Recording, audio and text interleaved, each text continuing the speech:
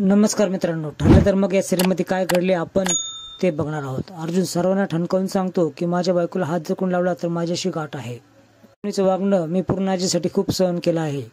ते झालं, तन्वीने आता खूप लिमिट क्रॉस केले आहेत. सायली पुढे बोलते की मी खूप दिवसापासून तुम्हाला भेटण्याचा प्रयत्न करत होते पण भेटता येणं शक्य नव्हतं.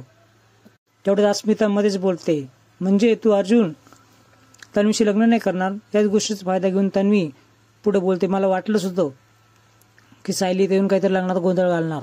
पण अर्जुन, आज जर लग्न झालं नाही तर पूर्णाजी दिले तू वचन तू मोडशील.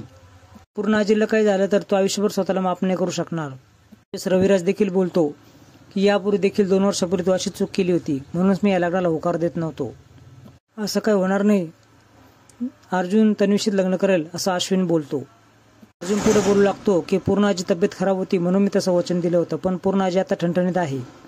पूर्णाजीवर प्रेम आहेत, पण माझी बायको अख्ख्या जगाला तोंड देऊन माझ्या समोर आली आहे. तिला धोका देऊ शकत नाही. आजी बोलते, प्रतिमा इथे नसताना देखील मी तिच्या वचनाचा मान राखला. रविराज पुढे बोलतो की पूर्णाई त्याच्या पुढे भीक मागू नका, त्याला लग्न करा असं फोर्स करू नका. इथं प्रतिमा नाही तरी देखील मी बोलतोय, तो तुमच्या शब्दाचा मान ठेवणार नाही. लगेच मध्ये येते आणि या सर्वांचं मूळ म्हणजे तुम्ही मला दिलेलं वचन आहे, ते वचन मला आठवत देखील नाही. वचनातून मी तुम्हाला आज मुक्त करत आहे. हे ऐकल्यानंतर सर्वांना धक्का बसतो. पूर्णाजी देखील प्रतिमाची माफी मागते, मला माफ कर, मी वचन पाळू शकले नाही. काळजी करू नकोस, मी अजूनही त्याला लग्न करायला भाग पाडेल. जर सायलीऐवजी अर्जुनचं लग्न तन्वीशी झालं तर तुम्ही एक नाही तर 3 आयुष्याशी खेळत आहात. मला दिलेल्या वचनासाठी तुम्ही हे सर्व करत असाल तर हे मला मान्य नाही. जे बंधन होतं त्याच्यातून मी तुम्हाला आज मुक्त करत आहे. पण देखील बोलते, विश्वासघाती या मुलीसाठी तू तुझ्या मुलीच्या लग्नाच्या विरोधात जात आहेत. अर्जुनचं तन्वीवरती किंचित देखील प्रेम नाही. त्याच्या सतत ते वागण्यातून दिसत असतं. त्याच्या सुखाचा संसार कसा होईल देखील सांभाळ करू लागते आणि पूर्णाजीचं वचनच त्याला पाळावं लागेल असं बोलते. असं हट्ट असेल तर माझं ऐक. त्यांचं असं म्हणणं होतं की माझ्या नातवाचं लग्न तुझ्या मुलीशी होईल आणि सायली देखील माझीच मुलगी आहे. माझ्यासाठी ज्या गोष्टी केल्या आहेत त्या सख्या आईच्या मुलीप्रमाणेच केल्या आहेत. सर्वांना खूप धक्का बसतो, मात्र सायलीला खूप आनंद होतो. प्रतिमासोबत घातलेले सर्व क्षण, तिची घेतलेली काळजी सायलीला आठवू लागते. माझ्या लेकीचं लग्न अर्जुन सराशीच होतंय हे तुम्ही लक्षात घ्या असं समजूयात. नागराज बोलतो की याच्यामध्ये तन्वीचं आणि आमचं देखील नुकसान आहे. कसलं नुकसान असं अर्जुन बोलल्यानंतर नागराज सावर करतो. त्यानंतर सर्वांना बोलतो, आता वचनातून मुक्त झाले आहेत पूर्णाजी, तुम्ही आता सायलीला दिलेलं 7 जन्माचं वचन मला पाळू द्यात. मला तिच्याशीच लग्न करायचं आहे. लग्नाची परमिशन पूर्णाजीकडे मागतो. अर्जुन तुझा निर्णय बदल, आजीला हे सहन होणार नाही, तिची तब्येत बिघडेल अशी तन्वी बोलते. त्याच वेळेस त्याच्यावर अर्जुन ओरडतो आणि तू मध्ये पडू नकोस माझ्या आजीमध्ये असं बोलतो. तुझी चूक नाहीये, या नीच मुलीने तुला आंधळ केलं आहे.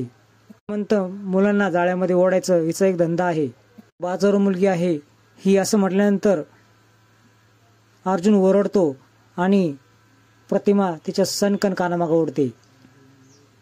काहीतरी बोलून तू स्वतःची लायकी दाखवत आहेस असं तन्वीला बोलते. मी लग्नाची परमिशन तुमच्याकडे मागितली पण तुम्ही दिली नाहीत. आता माझा मी निर्णय घेतो, चला इथून असं तो म्हणतो आणि सायलीला घेऊन निघायला लागतो. सायली हात झटकते आणि बोलते, मला असं लग्न नाही करायचं. त्यावेळेस आपण जेव्हा लग्न केलं त्यावेळेस आपली माणसं नव्हते, पण आता इथं सर्व आहेत. हे सर्व माणसं हवी आहेत. थोडेच प्रतिमा त्या दोघांना थांबवते. परंतु सर्व गोष्ट सायलीच्या मनाप्रमाणे केल्या आहेत. आता ही गोष्ट देखील तिच्या म्हणण्याप्रमाणेच करणार. चैतन्य देखील बोलतो, तुमचं लग्न सर्वांना देखत व्हायला पाहिजे. मागच्या सारखं तुमच्या नात्यावर कोणी संशय घेणार नाही. ते पुन्हा पाठावर बसतात लग्न करण्यासाठी. त्याच वेळेस प्रताप बोलतो की हे जर निर्लज्जपणे ते लग्न करत असेल तर आपल्याला इथे थांबून काहीच उपयोग नाही, सगळे निघायला लागतात. त्याच वेळेस चैतन्य आणि कुसुम दार बंद करते आणि मी तुम्हाला लग्न लागल्याशिवाय जाऊ देणार नाही असं बोलतो. कुसुम बोलते, कधीतरी दुसऱ्याच्या आनंदामध्ये सामील व्हायला शिक प्रिया, तुझ्या लहानपणाची मैत्रीण आहे ना ती. त्याने देखील हात जोडतो, सगळ्यांना विनंती करतो, त्या असणाऱ्या प्रत्येक मोठ्या माणसाची माफी मागतो. अर्जुन आणि सायलीचं लग्न झाल्याशिवाय मी दार उघडणार नाही. आजी त्याच्यावर खूप ओरडते, आम्हाला बाहेर जाऊ दे असं बोलते. चैतन्य बोलतो. त्यानंतर प्रतिमा देखील हात जोडून विनंती करते, अर्जुन आणि सायलीचं लग्न तुमच्या समोर होऊ द्या. अर्जुन त्याच वेळेस बोलतो गुरुजींना की विधी पुन्हा सुरू करा. आणि सुमन काकी, तुला माझे हसरे फोटो पाहिजे होते ना, मग आता किती काढायचे तेवढे फोटो काढ. मंडवळे सायलीला बांधते, गाठ बांधते. हे पाहून सगळ्यांचा चेहरा उतरतो. दरवाजा वाजतो आणि मधुभाऊ तिथे येतात. मधुभाऊला पाहून सायलीला खूप आनंद होतो. बापाचं काळीज आहे ना, पोरीला पाठवणी करताना मी पाहिजे नाही इथं. थांबता नाही आलं तिकडं, मन माझं इकडं सारखं पळत होतं म्हणून मी आलो.